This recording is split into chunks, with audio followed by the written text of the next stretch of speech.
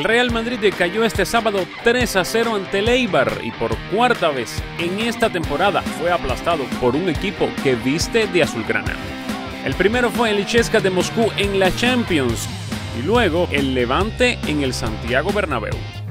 El Barça les clavó 5 en el derbi y para cerrar la cábala, el Eibar añadió 3. Más claro, ni el agua. El día que se enfrenten a un conjunto de rojo y azul, mejor ni salgan a la cancha.